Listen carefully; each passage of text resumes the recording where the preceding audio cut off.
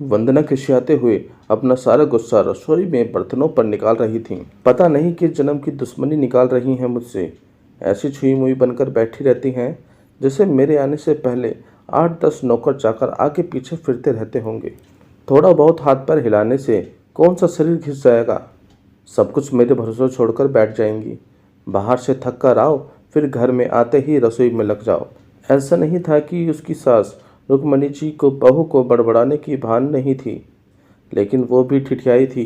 बहू की बड़बड़ाने को एक कान से सुनकर दूसरे कान से निकाल रही थी। वंदना एक पढ़ी लिखी लड़की थी। उसका सपना था कि वो अपने पैरों पर खड़ी होगी। उसने नौकरी के लिए कई जगह आवेदन भी दिए रखे थे।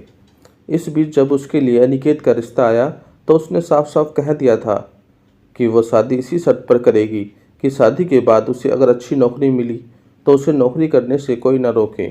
आखिर इतना पढ़ लिखने के बाद भी वो घर पर नहीं बैठ सकती। अनिकेत और उसके घर वालों को इस बात से कोई आपत्ति नहीं थी। उनकी बहू नौकरी करेगी, इसलिए दोनों तरफ से खुशी खुशी यह रिश्ता हो गया। शादी के कुछ दिनों बाद ही वंदना का ज्वाइनिंग लेटर भी आ गया। जिस दिन वंदना ने अपने ससुराल वालों से कहा था कि वो अब नौकरी करेगी, तो उसकी सास रुक्मणी जी ने सारे परिवार के सामने कह दिया था, बहू नौकरी करे, इससे मुझे कोई आपत्ति नहीं है। मैं ये भी नहीं कहूँगी कि वो पहले सारे घर का काम करे फिर नौकरी पर जाए, लेकिन मैं भी पहले की तरह अब पूरा घर नहीं संभाल सकती। मुझे सब कुछ मंजूर है, लेकिन मुझसे यह उम्मीद मत करना कि मैं बहू को रोटियां बनाकर खिलाऊंगी।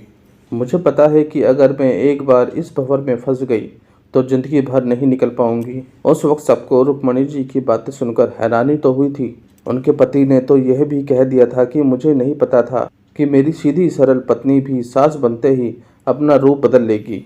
लेकिन इस सब बातों का रुक्मणी जी पर कोई असर नहीं हुआ। वो तो अपनी जिद पर अड़ी थी।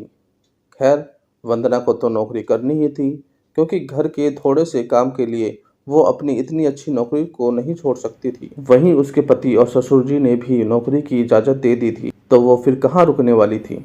इस समस्या का यह हल निकल गया कि घर के कामों के लिए एक काम वाली और खाना बनाने के लिए एक कुक को रख लिया जाएगा। खाना बनाने वाली सुबह और शाम का खाना बनाकर चली जाती। वंदना का काम था ऑफिस से आकर बस खाना परोसना। यूं ही दिन निकल रहे थे। वंदना की शादी को 2 साल हो चुके थे। अब तो वंदना और बाकी सब घर वालों को इस रूटीन की आदत हो गई थी। लेकिन मुश्किल तो तब होती थी जब कभी खाना बनाने वाली छुट्टी कर लेती थी।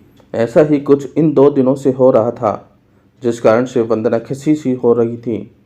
ऑफिस से आकर रोटियां बनाना उसे बहुत बड़ा बोझ लग रहा था। वैसे तो रुक्मणी जी इन दिनों में सब्जियां काटकर बना देती थी, लेकिन बहू के ऑफिस से आने के बाद रसोई में झांकती भी नहीं थी। उस समय वंदना को अपनी बैठी हुई सास बहुत चुभती थी। वो बड़बड़ाती रहती और रोटियां बनाती रहती। बाद में अपनी माँ से फ़ोन पर भर भर के शिकायतें करती, जिसके बाद उसे थोड़ा सा सुकून मिल जाता था। कुछ दिनों बाद वंदना के भाई की शादी भी तय हो गई। वंदना की होने वाली भाभी भी नौकरी पेशा थी। वंदना की माँ ने सगाई के वक्त ही खुश होते हुए गर्व से कह दिया, भाई मैं तो और सासों की तरह नहीं हूँ जो बहू के आने पर हाथ रखकर बैठ जाती है। जब अभी तक पूरा घर संभाल रही थी तो अब क्यों नहीं। मेरी बहू को मेरी तरफ से पूरी छूट रहेगी। जब एक माँ अपने बच्चों को रोटियां बनाकर खिला सकती है तो बहू को क्यों नहीं खिला सकती। बहू तुम निश्चिंत होकर नौकरी करना, रसोई मैं संभाल लूंगी। वंदना की माँ के उच्च विचार सुनकर उसकी होने वाली भाभी को पूरा परिवार और खुद वंदना भी गुदगदा रही थी। वाह माँ, आप कितने बड़े